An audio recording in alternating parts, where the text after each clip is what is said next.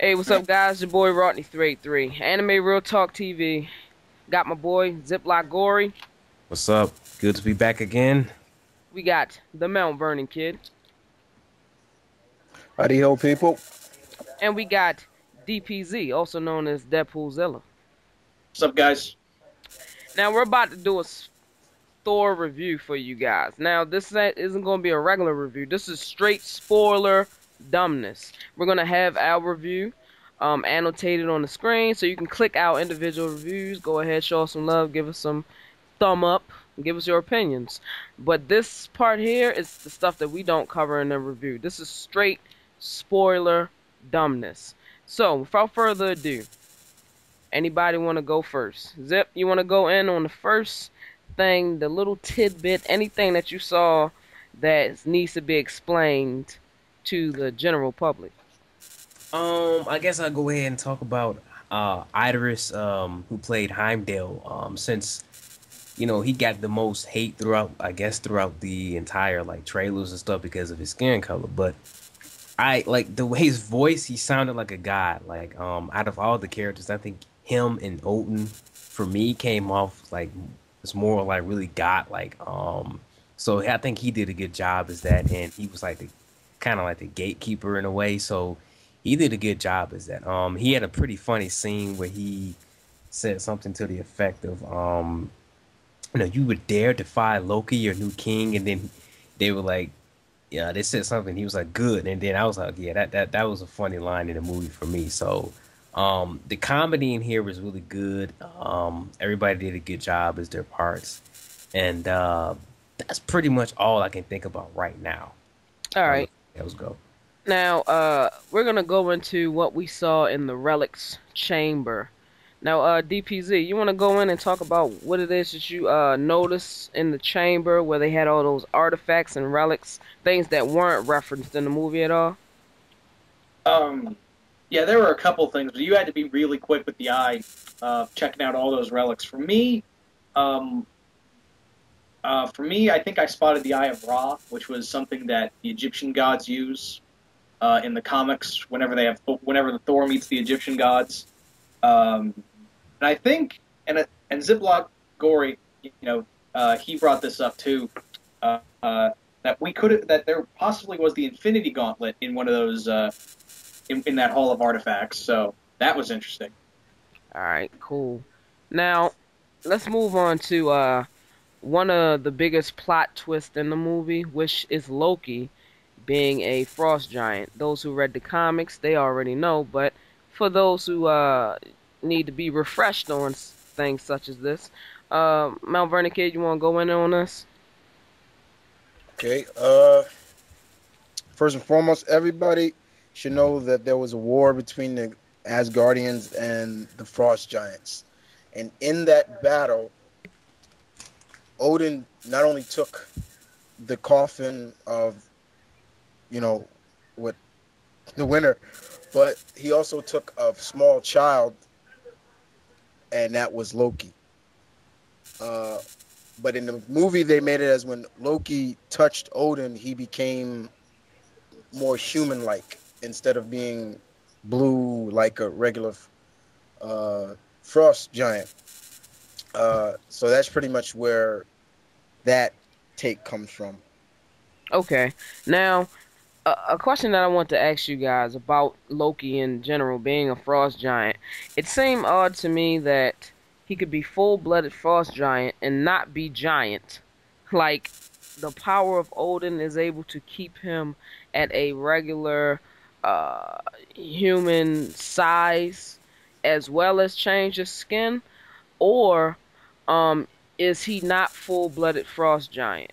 Is his father Laffy and his mom is another race? What's going on with that? Anybody want to take that?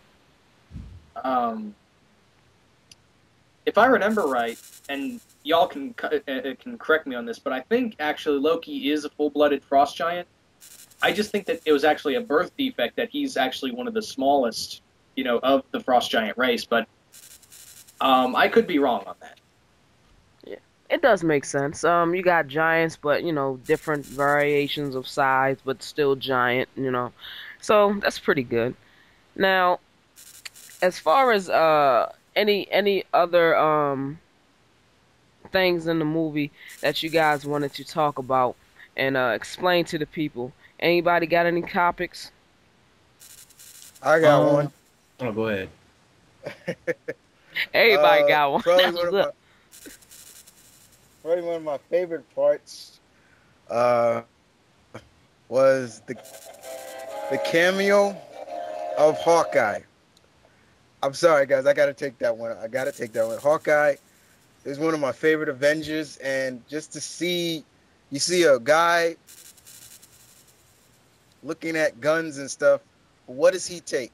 He takes a crossbow, and right there and then, me and my bro was like Hawkeye, and seeing Jeremy Renner as him, I was like, it was great just to see him just he talked a little bit like when they were saying don't do anything Barton yet, but he was like, you better hurry up because I'm rooting for this guy. I was like, that's Hawkeye. That's something Hawkeye would say. That came off so great to me. Wow. That you know what? That's because a while back a little clip had came out and people was like, "Oh, that's Hawkeye." Like that was fighting Thor, which looked kind of odd, but we know now that it wasn't the one fighting Thor, but I mean, I was that was one of the things that I was surprised that I got because he didn't have full costume on and they didn't say he was Hawkeye, so it was like one of the things that I barely got, but I got it like the first time. I was like, yes. So I thought that was a pretty good thing going on there. Uh, And it's not like you could remember because I mean they did say his name. They said Barton, but still you got to really play Captain Obvious to say okay, what character's name is Barton. But just seeing him with the crossbow, it was like okay, a dead giveaway. Like I said in my review, I just can't wait to see what he's gonna look like in costume or if they put him in costume. all right, cool. Now the Destroyer. Now I seen a lot of the movements of it, a lot similar to the Iron Man suit. I particularly like when he's walking away and then Thor gets the his hammer back and he looks back like a half look back type of angle. I was like, man, that looks so badass. So badass. Hmm. Uh just the what do you guys think of the armor? Zip? Man, for me, like when he hit him with the lightning and it started to heal, like it was like its body started to like reverse and it was healing. I'm like, that was real neat because I didn't expect it to do that. I didn't know the full capabilities of the destroyer armor. So that was like, man, that was awesome. So that was a really cool scene for me as far as the destroyer goes. And that's about it, really. DPZ? For me, the destroyer armor was awesome. The fact that we actually got to see it in here and actually get to see it fight was a good a good part as well. The the thing that uh, got me was that here we have the this great and powerful war engine of war, and Thor spoil since we're going all out with spoilers. I'm just gonna say right now, Thor kills it, and even in the comics, Thor couldn't do that. A lot of the Asgardians couldn't do that, but I didn't really mind at the end. That's awesome. All right. Now, as for characters, we got Loki, we got Odin, we got Thor. Now, other characters, side characters. Let's say the Warriors 3, Lady Sif, Mount Vernon Kid, you want to go in on that? Yeah. You had Jamie Alexander playing Lady Sif, and Sif is probably one of the greatest female Asgardian warriors, and she's also at one point she's also it was Thor's love interest. She was even going to marry Thor at one point, but they didn't play that up in the movie. Uh, Uh, so she was good. You had Ray Stevenson, who also played the Punisher, played Volstagg. He was the more husky, redheadish of them. And then you had the actor named as Tashiga Onaga. who played Hogun, and I'm forgetting the actor who played Fandal. Fandal was the more blondish, who looked more like a musketeer, pretty much. It looks on IMDb. It looks like Hogun, played by uh Tadanobu Asano. There you go. That's his name. I'm getting his name mixed up. They that was the Warriors three. Uh, and of course you got Iris Elba, who played Heimdall, and you had Renee Zellweger, who played Frigga. What? Yeah, You? I mean not Renee. I mean excuse me. Oh, Renee Renee Russo. Russo. Oh, okay, There we I'm go. about to Thank you. say, boy, I was I'm like, trying to I did not see. okay. No, I ain't see. Show me the money in there. I was like, Okay. well, shit. I'm sorry. Show me the Yeah. money. Renee Russo played Frigga, and that's pretty much that makes up the cast of the Asgardians, actually. And then of course you had Natalie Portman as Jane Foster, and the character who everybody was talking about that really didn't annoy them, his name is Darcy in the um, movie, but it's yeah. Kat Dennings. Is Oh, what's her name? Kat Dennings? Amanda Seyfried. There we go. That was her name. Where? Who, Which one? that's who shocked Thor. Oh, I think it's Hold up, Kat Dennings. Yeah, Yeah, Kat yeah, Dennings. and she, Yeah. yeah, like I said, she didn't come off as annoying, so that was like, I mean, her part was very minor, so it didn't really bother me. Although she didn't really need to be there, but I dealt with it.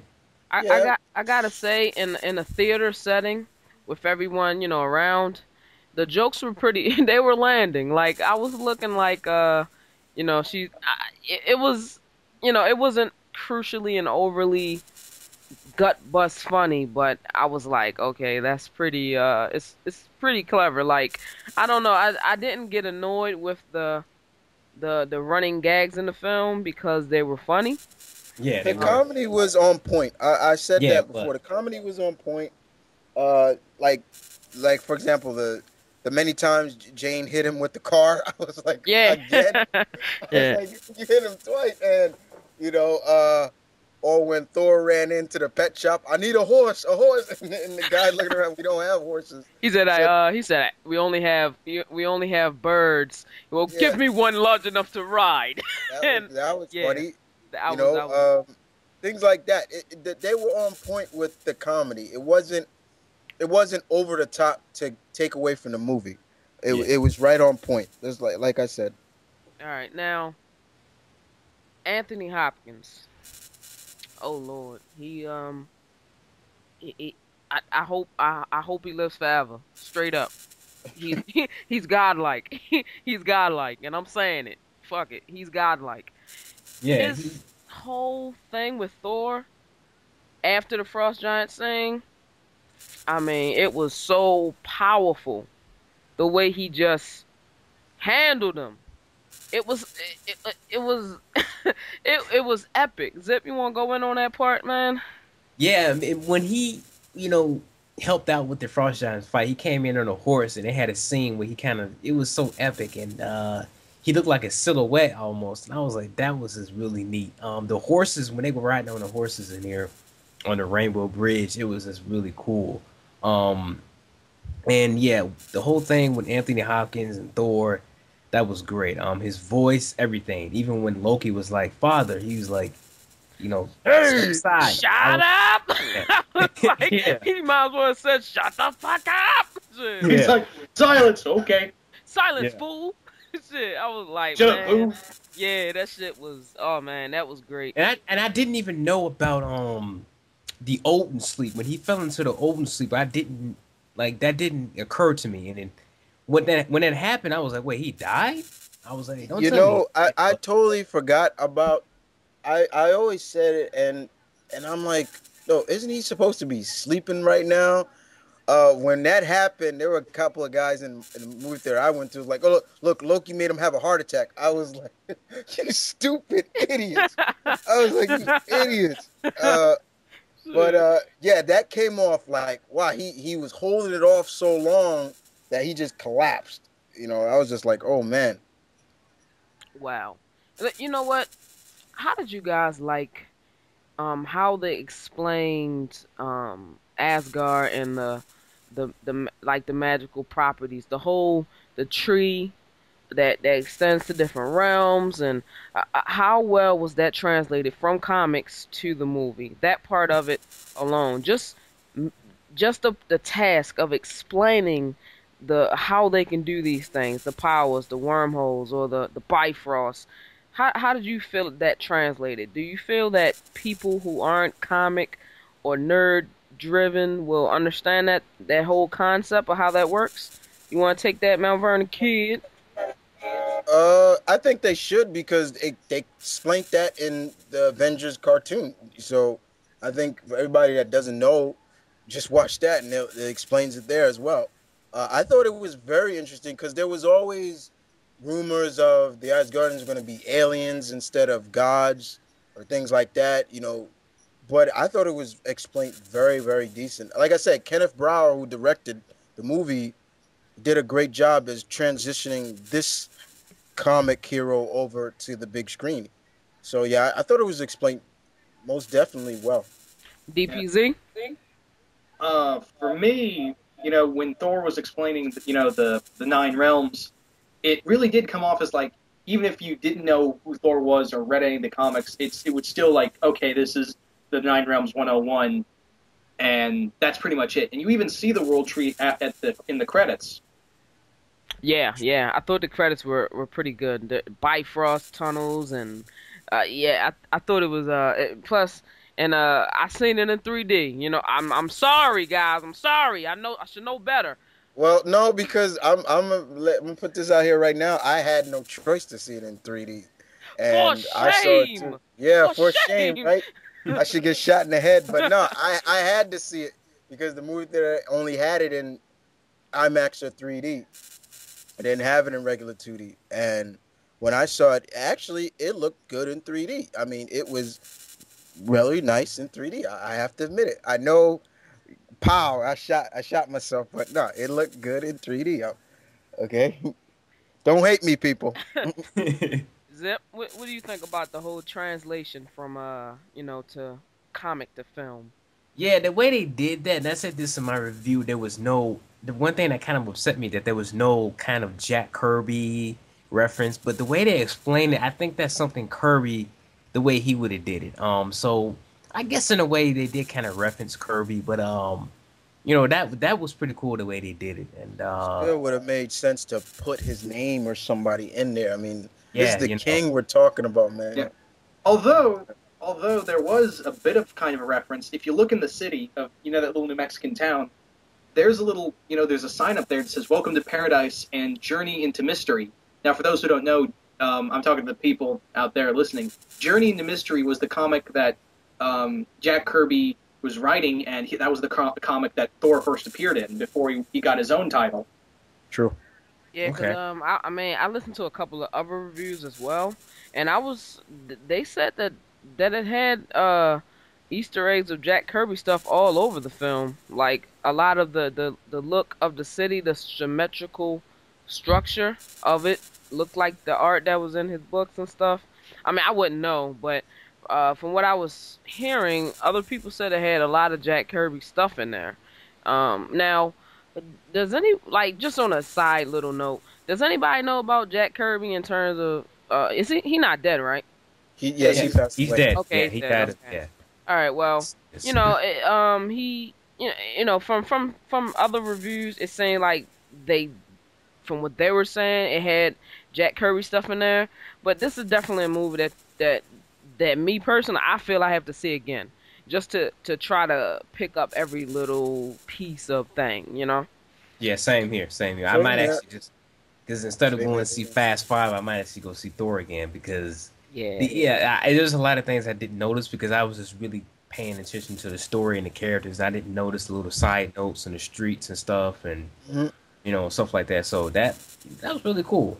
You know, I'm glad that the movie was like on a that. side note about Mr. Kirby, this guy has done so much for the comic community, and it's a shame that he doesn't get as more credit as the other comic creators. I mean, this guy has co-created a lot of characters with Stan Lee, and as well DC and people like that. He's the guy who created the new gods, Orion and all of them, Darkseid, you name it. You know, so to say that this guy, when you hear people say the king, he lives. That is a premonition of what he was. He was really a king when it came to creating beloved characters. You know, and I'm hoping with Captain America, who he pretty much damn sure created Yeah, with Joe Simon, you got to have reference of him in that movie. You you cannot you cannot just say, "Oh, Joe Simon created him." No, that'd be a total slap in the face to the Kirby family, in my opinion.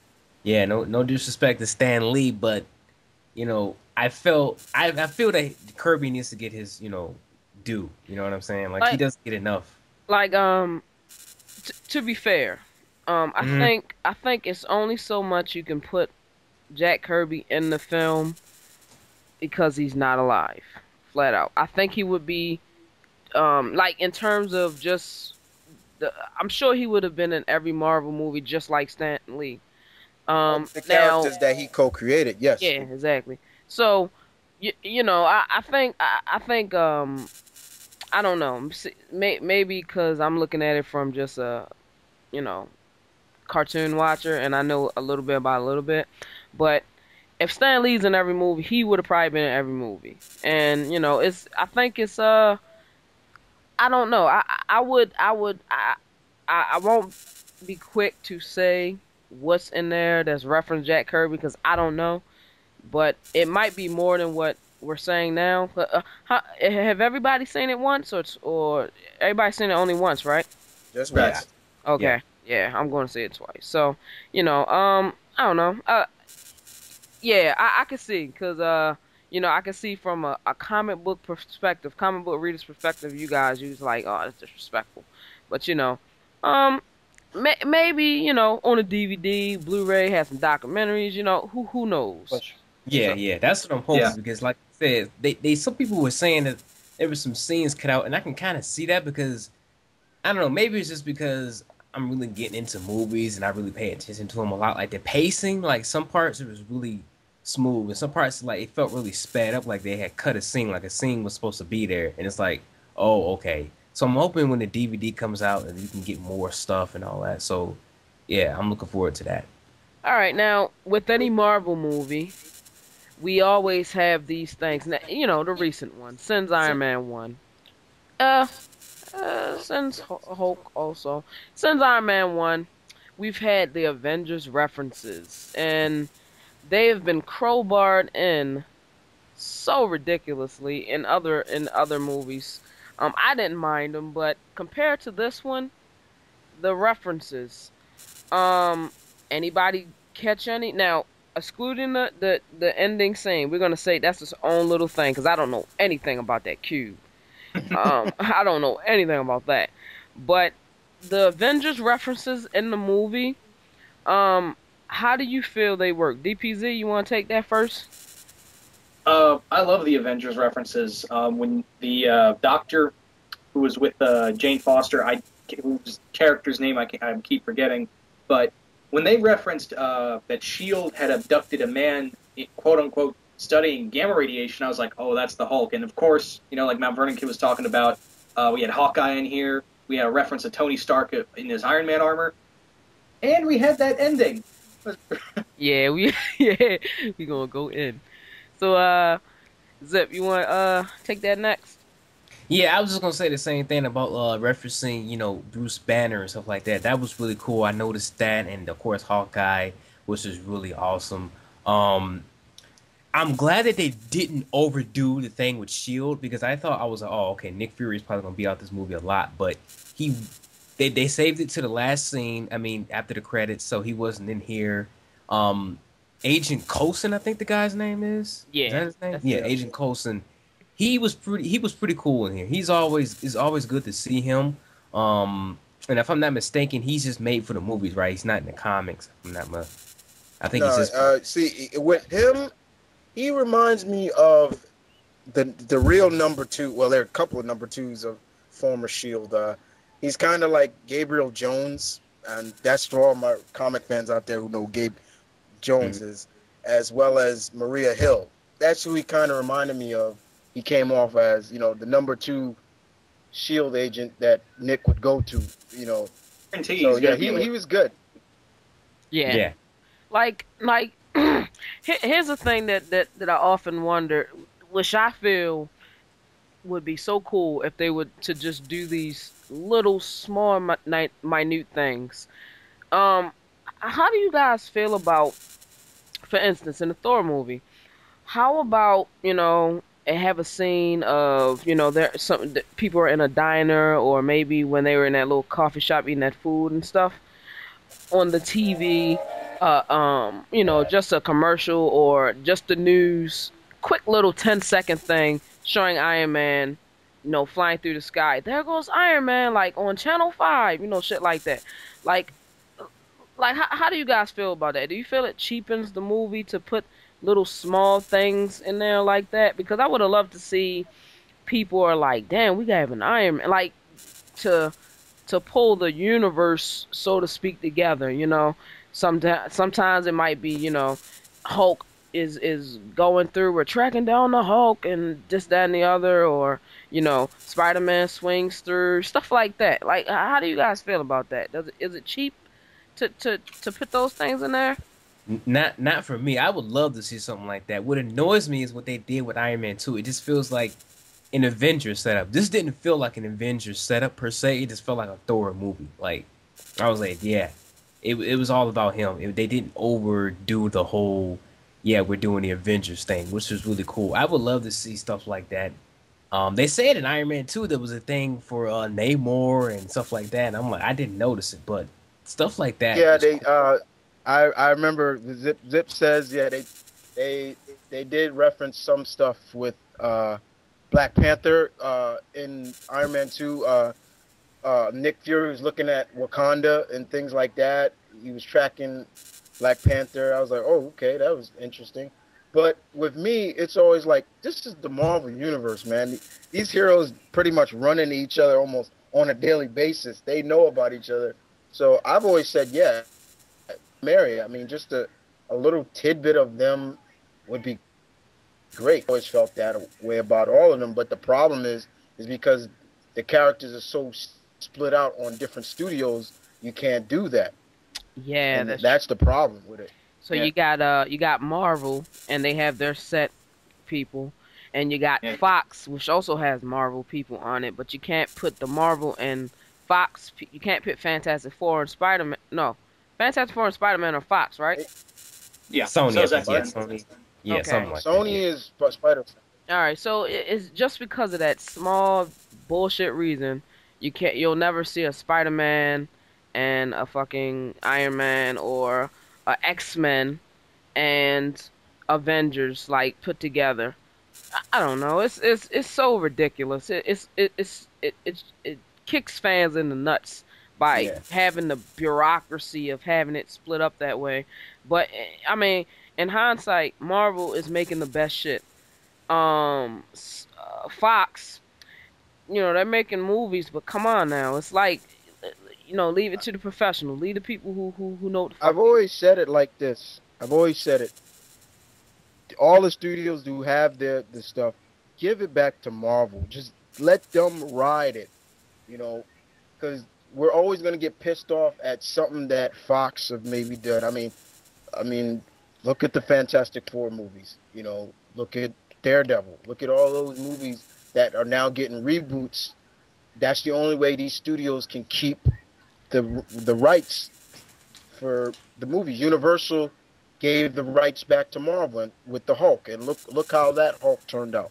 Much better than that other crap, right? So you see, it's like just give it back to them. Yeah, I agree, man. Well, Um, for me, the getting on the whole Marvel universe thing that you were talking about earlier, Rodney. It's yeah. that it's like what Chris was talking about. Mount Vernon Kid was talking about. It's one big universe, and I had no problem when they mentioned this in Iron Man 2. It's like it felt more like a Marvel universe movie, and it felt just like, yeah, Iron. It's not just an Iron Man movie. There's other people out there, and it's set leading up to Avengers, but For this, it felt more like, yeah, this is Thor's movie. In a sequel, yeah, it would make more sense if you know, they put more of the Marvel stuff in there. But just for this movie, no. But it was cool to see the tidbits. And yes, regarding what you guys were talking about on the whole selling the rights thing, I agree with Mount Vernon Kid. Give back the rights, Marvel. I am not hyped for X-Men First Class. I am not hyped for any reboots currently, other than the Amazing Spider-Man. So I think I just pretty much said my piece on that. Yep, that's pretty much how I feel about it as well. Like, I would love to see, we got Captain America coming up. I would love to see a cameo of, Logan in there. Like, that's shit, that's Wolverine. That would be cool, but we're not gonna see that, of course. But you know, it is what it is. I mean, it's true. I mean, they always talk about, we'll never get to see Captain America and Wolverine in World War II unless Fox gives the rights back to Marvel. It's never gonna be that way unless they do something, because it's just. I mean, I I look at I looked at the newest trailer for X First Class, and I'm like, this is still not really selling me to see the movie. I mean, sure, they showed Havoc and people in costume and everything like Banshee and things like that, but it still is like, okay, if you had to give this back to Marvel, they would have did something better with it. They would have did the real First Class, not what you get here. Yeah, you know. Yeah, it's just gonna be a lot of missed opportunities. But you know what? Like you said, Marvel Studios is giving it. Like this whole Avengers thing, like the whole leading up to it, this has never been done in movie history. Like there's never been like so many movies connecting and leading up to this one big thing, and it's gonna be really cool to see. All right. It's true. Now, um, if you want to know about costumes and how we think about little certain things, I encourage you guys check out our reviews. Now, let's go into the biggest spoiler or the biggest reveal. If I don't know what it is. So let's go into the scene at the end of the credits. Now, Zip, do you want to walk us through the scene? What is the scene? What describe the scene? Okay, the Doctor character. Well, I don't know the guy's name either, so sorry. But basically, he runs into Nick Fury, and Nick Fury basically opens a box, and in there is a cube, and it's the Cosmic Cube. Now, I don't know how they're doing it now, but the Cosmic Cube, I think, if I'm remembering correctly, anything you imagine, it can become true. Is that right, guys? Yeah. Yeah. So that was pretty much that was cool to see that. Mhm. So, but then we also saw that Loki was, Loki's not gone. He's back. He's still here, and it seems like he was manipulating the Doctor, and that was pretty interesting. So that was pretty much the end credit scene. All right, now DPZ, what you got to say about that scene? The cube itself, is it does it look exactly like comic books or what? What's up with that? Yeah, the I was really impressed with the look of the Cosmic Cube. The brief moment we saw it, it did look exactly like the Cosmic Cube, and I was just so hyped because the only person who's one of the few people, in fact, have ever used it the most is the Red Skull, Captain America's arch nemesis. So when I saw that, I was like, oh, it was like if they're gonna do what I think they're gonna do with having Red Skull in here and having um, Loki back for the Avengers movie. Apparently, I'm excited to see what they're going to do with that item because it's probably one of the most powerful objects in the Marvel universe. So. Okay, well, Mount Vernon Kid, what do you think about the cube? Well, first and foremost, like this was something that I want to ask you guys about as well. Um, Loki's powers. Can you explain the extent of what he can do, like just magically? He's a shapeshifter as well. That's one thing he can do. He's a shapeshifter, so he can shape. From mythology wise, he likes to transform himself into wolves. Uh, Wolves are like hounds of death in terms of Norse mythology. So he would like to change into that most of the time. Okay. Now, the cosmic cube, as we can see from the end scene that Samuel Jackson has it, Nick Fury. Now, now we go into speculation territory, and this will probably go into the Avengers movie. Um, Mount Vernon Kid, how do you think they acquired that? How do you think Uh, they're gonna play that up in the Avengers movie? it's for me. It's pretty much I see that it's going to be used a lot in terms of what the movie is going to be about.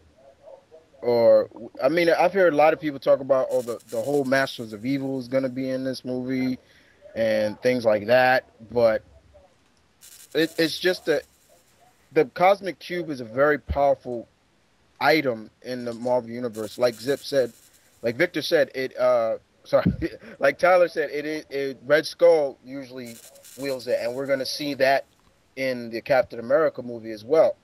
So otherwise, how it they claimed it, I'm not really sure. I can't really speculate how they got it. Uh, you know, I'm just saying, like maybe I would assume that they found it or so like that. I'm not really sure how they, but it's a very powerful artifact and it can do a lot of wonders that they showed it do a lot of things, especially in the comic books. So it can be used as for good as well as evil. Yeah. Yeah. Okay. Yeah. You got something to say, DPZ? Um, for me, speculation. I'm gonna say like maybe Shield raided like an old Hydra base, or they attacked like a because Hydra still exists in the Marvel universe. That's the terrorist group that the Red Skull leads, and that was part. It was part of. I believe of what they're going to do with the Captain America movies. Like it's part of the German army. Okay. Zip. And I'm Yeah. That pretty much everything Deadpoolzilla said. I've been Mount Vernon Kid. That's pretty much like I'm guessing like we're gonna see more of it in the Captain America movie, and um, they're gonna somehow when the movie ends. I'm just speculating. When Captain America movie ends, you'll probably see something similar, or we'll see what happened before that scene that they showed at the end of Thor. So maybe they're connecting it like that. So yeah, they probably rated it from a Hydra base or something like that, and they're trying to figure out what it does, and maybe Loki's gonna get it, and something like that, and I don't know, but it's definitely got me interested. Yeah, Okay. because the cosmic cube itself, uh, it pretty much can reshape reality, basically, whoever possesses it. So, in a way of sensing that Loki might manipulate the doctor, and I'm one just like everybody else. I can't really remember that doctor's name. He's gonna get it and probably reshape Okay. reality a little bit Uh, to the doctor is just Eric giving a little. Selvig. There you go. He might uh reshape now, but the cube wasn't now in the comics actually. It wasn't created by the skull or anybody like that. History wise, if I remember correctly, it was created by the Beyonder. Um, and that's a cosmic being of immense power himself. Uh, but but then the skull, a lot of people have gotten a hold of it from, let's see, AIM got a hold of it. The scrolls, there's a couple of individuals who got a hold of the cube. Modoc. There's I can go on and on, but it is a very powerful artifact, and the fact that it can reshape reality, that's crazy. That's so it makes you wonder how they're going to play that up, not just in Captain America, but also in the Avengers uh, movie as well. Okay. Well, Which I since must say they have built that movie up so well, in my yeah, opinion. I would say so. Well, since the Captain America movie is tying in directly to this movie, um, now DPZ. For those who don't know, because me personally, I know the whole thing, but Captain America, Steve Rogers in the 40s. Now, explain to the people how is it that Steve Rogers, Chris Evans is gonna be on an Avengers team in present day? Are they gonna use Steve Rogers, or are they gonna use a different one in the new Avengers with Tony Stark and the rest? What? They're going to use Steve. Um, you see how Steve um, got to present time was that he was trying to stop I believe it was a missile, along with his sidekick Bucky, and uh, he managed to stop the missile. However, it exploded. It apparently killed Bucky, although it didn't. And his body crash landed into the Arctic Sea. It froze his body and kept him in cryo hibernation for years until his body was found by Shield not Shield but by the Avengers. Okay, so that's how he's gonna get there. So for those of you guys who see the movie, be like, well, this is in the 40s and it's like 70 years later. How is it possible? And I guess the super soldier serum would keep his body from freezing to death. From just dying off like any other Pretty human that got. much. Yeah, so it's pretty awesome. I mean, that's pretty much what now. Like Tyler said, yeah, the Avengers found Steve. It wasn't Shield, but I believe that they'll have the Shield find Steve and wake him up. And pretty much, I've heard an interview talk where Chris Evans talked about, it's going to be very interesting to watch because Steve is a man out of time. This is not his time, and he wakes up. Everything is different. There's no longer, you don't just have to get your news from radio and stuff like that. You can watch TV, and everything's going to be different for Steve. But he's also talked about how there's going to be conflict between Steve and Tony. So and as well as Chris Evans talks about how he's going to get a new costume in the Avengers movie. So that's going to be interesting to see, just to see him in this new costume. Uh, but yeah, that's pretty much like Tyler said.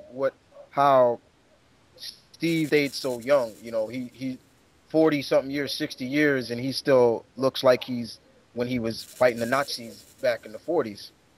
Okay. You know, it's a little different with it's kind of a little different with his sidekick Bucky, because like Tyler said, we thought Bucky died, but he didn't.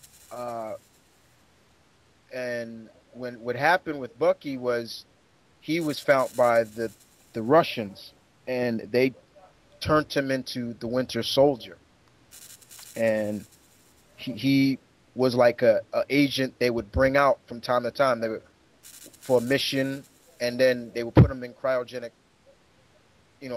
throats, so to keep him young, and they take him out every 10 years or so, if I remember correctly, to keep him fresh, and then he would do a mission, go back in, do a mission, go back in, and that's how Bucky stayed so young. For all Lord. those who don't know why Bucky stayed so young. Man, I'm so pumped for these movies, man. They can't come out fast enough for me. Man, it's ridiculous. So, in terms of the Thor movie, any spoilers, anything anybody wants to bring up before we close this out?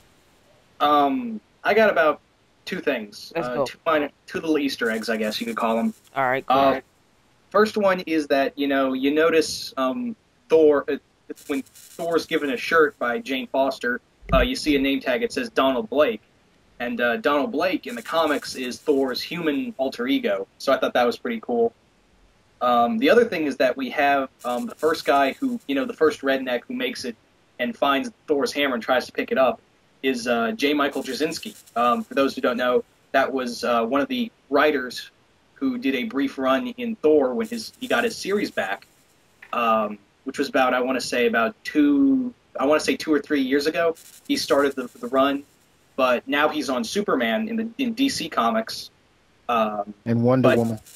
and Wonder Woman. But Phil Heister, if I remember, took over, and J. Michael Jasinski's just co-writing now. Um, he did a very brief but very famous run in Thor, so I thought that was pretty fun too. Zip, any more? Um, Nothing I can think of. Nothing else I can really think of that really stood out as far as Easter eggs or anything. I thought the part where the Shield agent saw the Warriors 3 was pretty funny, where they were like, "Hey, we got Xena, we got Hercules here," and I thought that was a pretty funny Yeah, joke. we got That, Xena, And Hercules, Rob, yeah, Jackie Chans, and Lord of the Rings. I was that rolling. had me going. I was like, okay, that was funny. Yeah. But yeah, I like the I have Stan to Lee reference say, because he was trying to pull it out with the truck and everything. He was like, they the camera zoomed in on his face, like, did we get it? I was like, yeah, that was pretty cool too. Yeah, Stanley he's win. He's always on Excelsior and all that. You know, Yeah. I hope he lives forever, man. He's another one. Cryogenic suspension his ass. 'Cause he's I just have so to, epic, man. I have to say,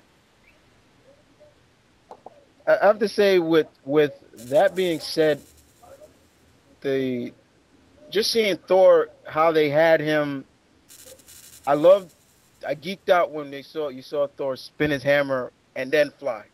Yeah. Reference to the classic Thor. I love that. I thought that was so cool. Not just having him fly. He spun his hammer and then he flew. Yeah, Those are great. I thought those it when was Thor like would cut momentum. loose, it was great. I mean, just seeing him when the fight scene between the Frost Giants was probably the best fight Oh scene yeah. in the Yeah. movie. Yeah. Uh, the scene where they were gonna walk away, and then that one of the Frost Giants said, "Go home, little princess." I was like, "Oh, your ass is grass Get now," fucked up. Shit. and Yeah. that was it. I knew that was coming. And they even all of them looked like, "Oh, he's gonna do it." Like they knew Thor was gonna do it. So just like that. But I also gotta admit that seeing them ride horses like Thor, I was like, wow, that's interesting. You seeing them ride horse instead of Thor flying off. It was cool. I thought that was really very intriguing to see. But to see how he was spinning the hammer and things like, I was like, wow, Yeah. that looks really nice. It looked Yeah. very 'Cause- nice. It wasn't. Yeah. 'Cause I didn't know how they were gonna like do like it was clever how they did it because you would spin it and just shoot your arm up and just off sheer momentum of the spinning you would go up in that direction rather than holding your arm above your head and spinning the hammer and slowly levitating. I thought it was better how they did it. It wasn't Yeah, instead of like a helicopter. Yeah. Yeah, exactly. It was like Yeah. he's spinning the hammer so fast that whatever direction he swings his arm is where he's just gonna get flung to. You know what I'm saying? In terms of like not like flying like Superman, like it's kind of different. It was kind of like it wasn't like Hopefully, fluid. we'll also see him open up like portals and stuff because Mjolnir could do things like that, open up gateways and things like that. And I'm hoping they play that up maybe if they make a sequel, that he can get back to Midgard by doing that because we saw the the Rainbow Bridge was destroyed, you Hmm. know, and he was talking to Heimdall like, "Can you see Jane Foster?" And he's like, "Yeah, I can see her. She's trying to get back to you and things like that, trying to find a way to see you again." So maybe he can like open up bridges, his own portals because we've seen that in the cartoons and comics, him do that, open up portals and things like that by spinning it and things like that. There've been a lot of people talking about, will there be another one? Will who's gonna be in this one? Will it take place on, Midgard or on Asgard more? You know, will we see the the wrecking crew? You know, things like that. Will Loki get the wrecking crew involved in it? You Yeah, we know, see there are a lot Balder. of yeah. We'll see Balder. You know, that was another. I thought they would see Balder the Brave. I mean, we didn't see Balder. We didn't see Valkyrie. You know, that would have been cool to see them. Mm-hmm. Maybe we'll see them some other time. And Boulder and Valkyrie, they Asgardians, or are they? Cause I was also interested, cause you know Midgard is just regular Earth. Then you got what was the Frost Giants place? Um, Jotunheim. Jotunheim. Okay, Nope. so Asgard, Midgard, Jotunheim, and you had all these others. And that I was like, well, what do they look like? So maybe in the next movie you can explore the other realms to see how it is. One of the realms is from where the dwarves live. Those are the dwarves that created the weapons, basically forged the weapons of like Thor's hammer. Oh, You know, okay. they're allies to the Asgardians. All Yeah. right. Cool. Another place is called Niflheim, which is realm of the dead. That's home to Loki's Yeah. daughter Hela, goddess of death. Okay. But this is like in the future though, Um, because Loki doesn't have a daughter yet. Well, in the movie part of it, it's like right now in the movie context, it doesn't exist, right? Or it exists, but the daughter is not governing it. It's because is in the future, right? um, I I would would say assume. so because yeah, I would assume because we don't really see if Loki had her or not. So Okay. uh, I and just there's always talk of maybe we'll get to see an old horse face make an appearance as well. Uh, Oh that yeah. I would geek out if I see Beta Ray Bill in a movie. I would geek out so much just to see old horse face up in there. Man. Uh, yeah, that'd be so cool. Yeah. I just want to say something real quick, like about the romance again. But I understand like where you people coming from, like, oh, that would never happen. She fell in love with him too quick, and I kind of admit that is true. But if you see a god like something, I mean, the chemistry they had, I thought it worked well within the context of the film because a lot of people are like, oh, that romance was just bullshit, and I'm like, yo, this is a god and stuff like that, and of course she's gonna be kind of head over heels for the guy. So I had no problem with that. Basically, I don't know how everybody else felt about it, but Yeah. No, And the other I had thing no is, problem with her either. I had no problem with that. yeah. The other thing is like for me, it's like this is how when I was looking at Thor and Jane Foster as how they interact, I'm like, yeah, that's how you do. Look at this DC. This is how you do properly Superman and Lois Lane's relationship right here. yeah.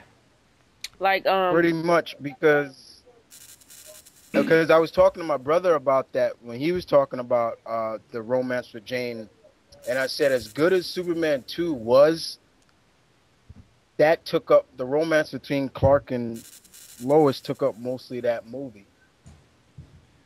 So I was like, yeah, that's how you're supposed to do, a love interest and things like that. like they also basically when Thor asks Heimdall like can he see her and whatnot, and she's looking for you and this that and the other, it also sets her up to be in the next movie or to be in the next Thor or the next Avengers movie as her as the love interest again. When I thought it because I just I know you guys don't like the motion comic thing, but I find it pretty interesting. But I downloaded them on the PlayStation 3 from the PSN when it was up. Hmm. Whatever. All right, now I downloaded them from the PlayStation 3, and I the first three episodes, like I don't know, 18 minutes apiece, and I know that Lady Sif is like that's his down chick, like you know what I'm saying. So I Mm-hmm. thought, now me knowing that going into it, I thought that at least when Lady Sif and the Warriors 3 came down, they fought the armor, the destroyer, and then they went back up in the Bifrost, and you could see Natalie Portman's character and Thor having a little kissy moment, and I thought it would have been a perfect moment at that point to show Lady Sif like you bitch, like like just showing how, cause that's what I was looking, because I'm like, well, Lady Sif is obviously that's who he gonna get with, is and I was like, well, maybe she gonna give her like a look like she's a human, Thor, like shit like that. So Mm-hmm. I thought it would Yeah. have been perfect, but it also sets her, Natalie Portman's character, up to be in the next movie as the love interest. You know what I'm saying? Yeah. Or at least be in it in some capacity. You know what I'm Yeah. saying? So I'm not gonna say I'm disappointed in that, but I would think that Sif makes for a much more entertaining relationship between them, because they're Yeah. fighters. So you can see Mm-hmm. them just probably Yeah. shit out each other or whatever. You know, their fights just fist fights and then they make up. So it's like I, I was a little disappointed that they didn't play that up, but I can see like they're taking from a different angle and stuff. So Yeah. Yeah. As far as So like, you meant okay. Sorry, cut you off. I was Go ahead, Jet. I was gonna say, as far as like disappointments, I only had one, and that was like I said this in my review, the final fight. I understood, like, of course, in a hand-to-hand fight, Thor would probably own Loki just straight up. But I just want to see a little bit more to it. Like, I want to see him really kind of cut loose. But I can see, he had the hammer on him when he was on the ground on the Rainbow Bridge. I was like, okay, that's kind of a smart thing That was because funny. I thought that was funny to yeah, me. yeah, yeah, He put yeah, a because he camera couldn't on him lift it. I was like, and he okay, couldn't get all it right, up. that makes sense. yeah. But I like the part where he made like illusions of himself. He was like, "Brother, help me," and then it was like that wasn't really him. It was just an illusion. I was like, okay, that's really cool. But I don't know. I just wanted a little bit more to the fight. A little bit more like Yeah. I don't know, fist Um, I'm just thrown like that. I'm just glad it was actually the actors that were fighting. Yeah. True. With Uh, me, I've always said, with me, it's the little things that kind of bother me the most about movies. These kind of movies, and with me, it was like I wanted to see Chris Hemsworth with the helmet throughout the whole movie. That was the only problem I had with it. The fight, yeah, the um, fight with Loki will top number two, but I'm more of the like I want to see him with the helmet. That's the Thor I remember. Not Thor without his helmet throughout the whole movie. yeah, That's just me. I heard that I heard that they were actually trying to get the hammer. I mean, not the hammer, the helmet for the movie, but it kept like it wasn't like adjusted right for some reason. So they decided in the end just to leave it off because every time Chris would put on the helmet, it would fly off or it wouldn't like stay on. I don't Oh believe. wow. Which makes sense. I mean, Okay. I Yeah. kind of don't believe that, because that may be the case, but come on, they know how to make suits. I mean, if you can put a fucking Iron Man suit on someone, Yeah. you can make that helmet stay on. I mean, you know, Readjust it. At least uh, you have the money. exactly. I mean, put some fucking, I mean, come on now, that's Because the that's helmet that's did not look great. Like when he had it on, I was like, damn, he looks no, badass in that shit. I know. So I Loki mean, stayed Loki on stayed fine. on. I I was like, mean, Loki's yeah. helmet stayed on. He had it on So for in the fights and stuff. So what was up with Thor's? Yeah, Yeah.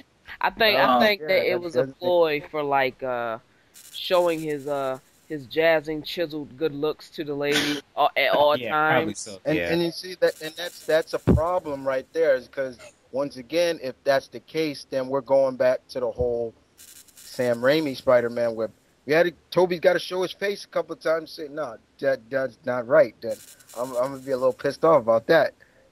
Like okay, but it's a helmet. Leave it on. Like that's what Thor is.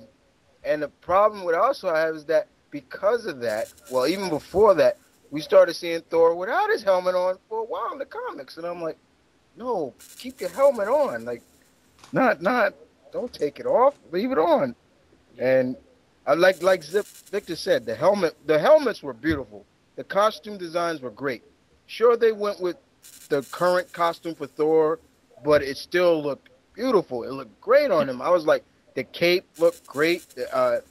Everybody looked great in their costumes. I mean, I had one of my buddies telling me that he wished that the Warriors 3 had their helmets. Like Volstagg had his helmet and Hogan had his helmet headgear as well, and I was like, yeah, I wish they did too, but they still came off pretty decent, you know. Yeah. Yeah. Um, I'm just speaking of the costumes as well. For me, it was like some of the people in the theater were complaining as I heard them as we were walking out. I heard them like, oh, the costumes were kind of hokey. I'm like, you've been complaining if this was like, if they went with the ultimate Thor costume in the Ultimate Universe, like they did with mostly what they did with the Iron Man stuff. So that would have pissed me off because the costumes, it's a freaking God of Thunder. Of course, damn it, the costumes are gonna look fake. It's a guy flying around with a Exactly. I hammer. mean, if if they had went with the ultimate costume, I would have been very pissed off because I Oh yeah, hate and that the look. hammer too. Yeah, I would have been like, nah, man, that Yeah, garbage I hate. hammer. And if they'd have went with the ultimate, you know what I mean? I would have hated because it's a freaking mixture of a battle axe and a hammer, and I hate Ultimate Thor. I hate how he looks. He looks like a fucking wrestler, and I hate it. And I'm like, no, no, Hulk Hogan. no, change it.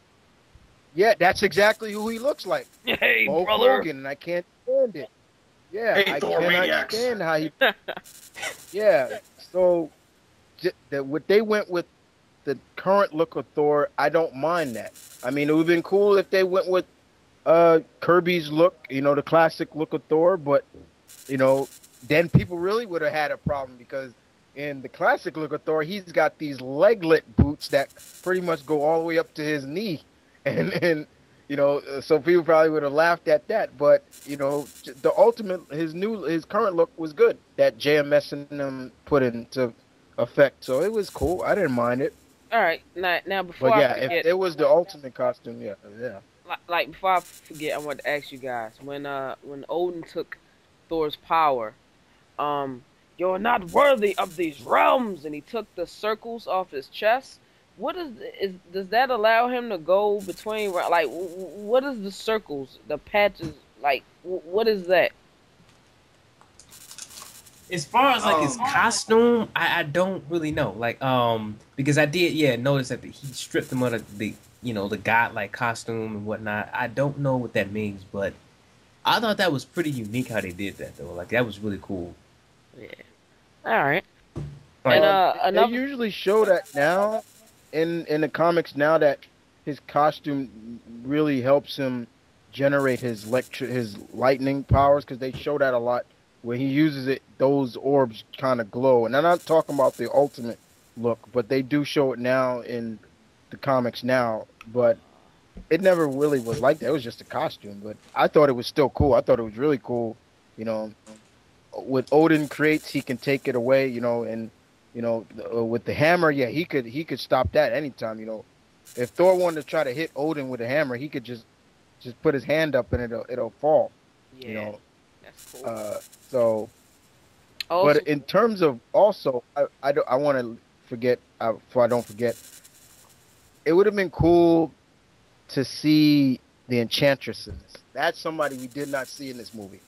You know, I'm hopefully they'll try to throw her in the next one or whatever because I was looking for the Enchantress. I wanted to see kind of like a a love triangle, but yeah, like my brother just said, she would probably have to play a bigger part in this yeah. now for those who don't instead of just a know, cameo. Enchantress is who? Okay, Enchantress she's like the other side of she loves Thor, but Thor doesn't love her, and despite that, she still loves him, and she's always trying to get his love while Enchantress will fight while Thor's heart belongs to at sometimes Sif or Jane Foster. She gets all pissed off at that end, but she's a very powerful sorceress as well as Guardian Sword, and she usually has her bodyguard, the Executioner, with her, or Scourge, or whoever. He's always with her. But they're as Um, Guardians, though. They are as in other words, this bitch is crazy. Yeah, I was thinking the yeah. same shit. No, Diary of a she's mad magic woman or some shit. yeah, yeah. she's what she She's can't in have, actually. she She's just goes also and in takes. Avengers: Earth's Mightiest Hero. Like she's in that cartoon. If anybody wants to know, so I'm gonna get the box sets for that when they Yeah. come out. yeah. That's what's up. And I like I noticed in the scene where Shield captured Thor, had him in the room. At that point he'd been on Earth for I guess a couple of days or whatever, and he hadn't shaved. And you can see in that part they kind of gave him a faux beard and goatee mustache looking. Hmm. He wasn't like exactly clean shaven, so it kind of looked a little more like, the people are like, why doesn't he have a beard? Okay, well, they gave you a little bit of a scruffage, around, because he just looked it rough there.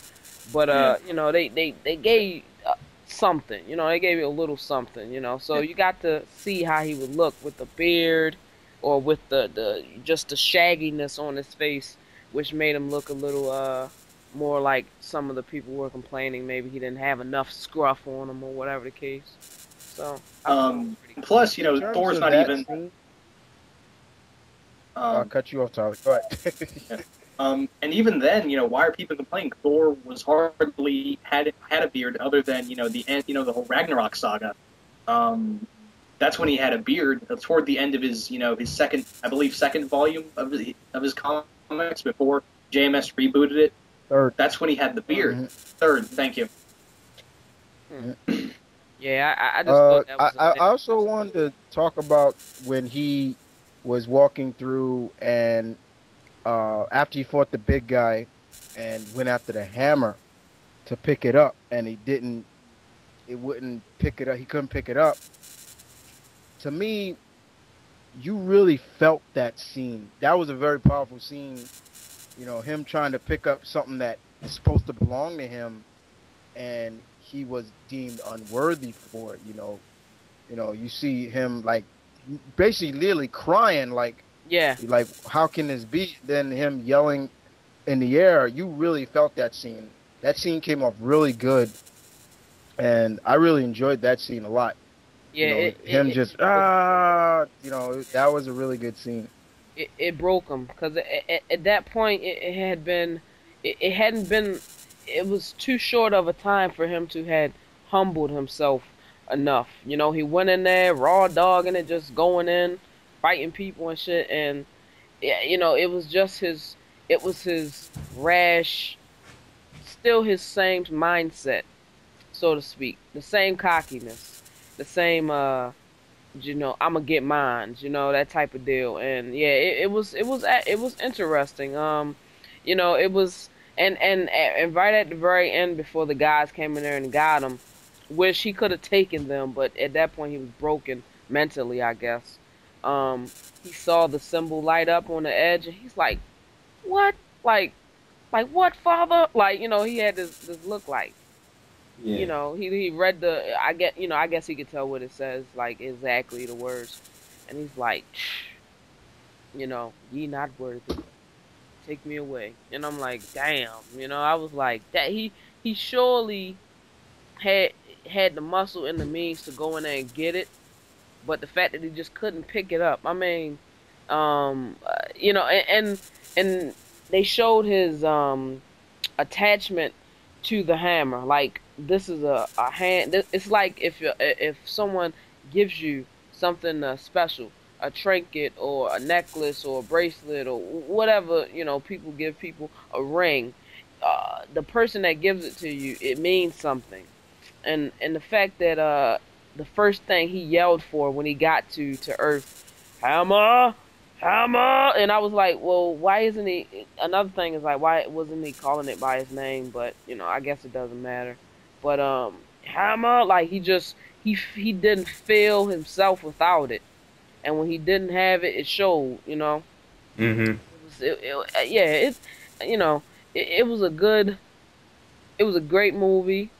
Had a lot of it had more depth than probably people, well, I haven't heard people discredit the depth of the emotional aspect of it, but it had a lot of depth if you look into what exactly the meaning was behind it.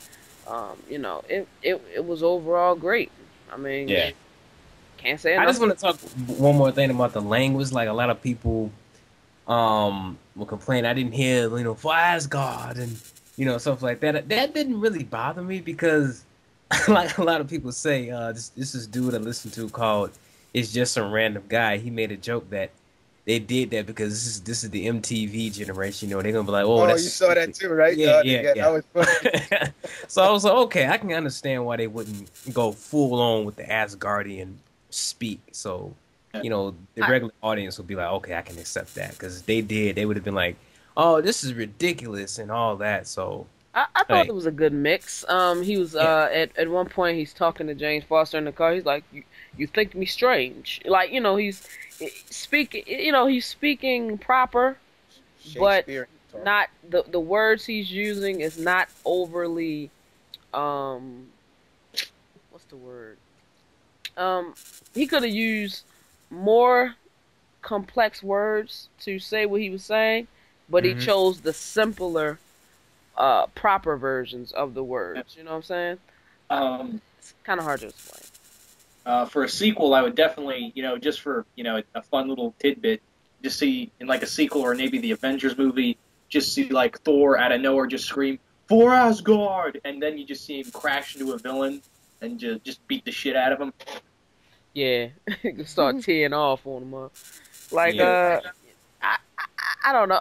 Well, was it was it was it never said throughout the film? Like, cause he did the when he was doing this when he was walking through the crowd. I guess he had just came back from a battle.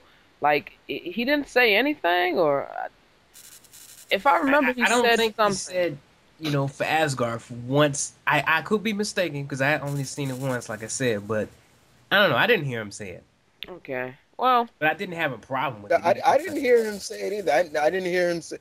At one point, when he was finishing off the destroyer arm, I thought he was going to say for Midgard. I was that, but he didn't say it. You know, I wasn't really shocked that he didn't say it. I mean, I would have geeked out if he said any of those words, but what the hell? It didn't happen, but it was still good. I yeah. mean, for me, I'm gonna. For me, when that Avengers movie come out, they better have Chris Evans say "Avengers Assemble." You cannot have Cap not say that. I'll geek out when I hear that. That's something I'm gonna geek out for. But Well, I didn't mind Thor not saying it. I mean, if he says it, maybe like Tyler said in the Avengers, that'd be cool. Uh, and to be fair, but it's more of I a didn't Thor mind. movie. Oh, I'm sorry. I thought you were done. No, I'm done. Oh, all right. And to be fair, I don't think even if I don't think I heard it either. Again, this is I only saw it once, but this is a Thor movie, and I guess he didn't say for Asgard or because Asgard gave him boot out of out of his home, so it wouldn't be like he's fighting for Asgard because he feels like it's more about him. Well, That's how I. like I think when he goes to his father and his father uh, puts him through the ceremony of do you swear to fight for Asgard, stuff like that. I think it's already established that yeah, he's down for Asgard, but when he goes into battles you just hear a battle cry of "Roar!" Like, just that's all you want to hear, because when you're cracking heads, don't hear words, just be hitting motherfuckers over the head, and Yeah, hearing that, like, I thought it was the funniest thing. Not funny, but I thought it was very cool sounding. When he's hitting the frost giant, you hear ding, ding, ding, and I'm like, God damn, he in the shit out. I was like, yeah, Lord, man, it was great, man. Yeah, yeah. it was. I love that scene when he threw the hammer and it came back to him. I was like, yeah, that's kick ass. Yeah.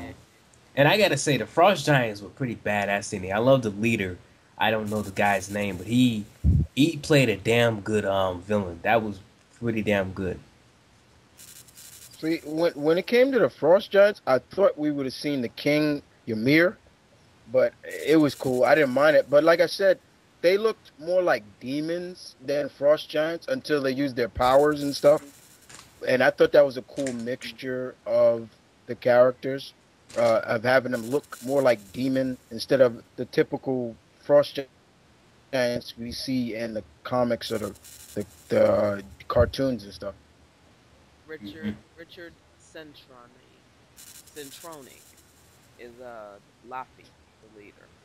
I think he also played. Did you guys see Chronicles of Riddick? No, I seen Pitch Black. Okay. He Yeah, yeah. played Uh-huh. the. He played, from what I understand and from what I heard, he played the villain in Chronicles of Riddick. You know, the main guy. Hmm. So Yeah. Okay. Yeah. Well, That's it says he was That's known interesting. for The Watchmen, known for the Deliver Us, 300, Buffy the Vampire Slayer. So he's been on a bunch of stuff. Stunts. He does stunts. Yeah, he hmm. does stunts and stuff too. Actor. He's done Thor. He was in Sucker Punch. Whoa. mm. Cabin in the Woods, Abduction, The Book of Eli, Hellbinders, Underworld Evolution, Underworld, Scorpion King, and the list goes on. But let me see, Chronicles. I don't see Chronicles of Riddick on here. But I could be wrong. I mean, I don't remember seeing him at all. But hey, I mean, yeah, it was pretty good because I could see how cause I looked up like how the frost giants look and I came across Google pictures or whatever case, and they're just like ice monsters, just ice jagged, big, hulking, and you could see how they put that on their arm. You could. It's safe to assume that they could have suited their whole body up with that type of icy armor type. So they Mhm. could have very much turned into the ones that you see in the comics, real big and jagged, but they kept it streamlined. They kept it I guess they I don't know, like you said, it was a great mixture of it, but I just like the menacing look of how the frost giants look. The red eyes, they glow in the dark and stuff. I thought that was very clever of them to put, like, it put us a sense of like you said, demons. And I rather like that look. It looked pretty good, you know. Yeah. Yeah. All right. That's Absolutely. all I had to say. I don't really. All right, guys. It's been a long one, but yeah. It's Rodney383. Holla at your boy. Got Zipblockgory. What's up? See you guys later. Got DPZ. Later, we get the guys. And we got TheMtVernonKid. Take care, y'all. Once again, check us out on our channels. Check out our reviews. Give us your opinions. If you're not up for sitting here for an hour, listen, come back, listen to the rest, whatever. But yeah, we're out. See you guys next time. Peace. See you. Later. Later.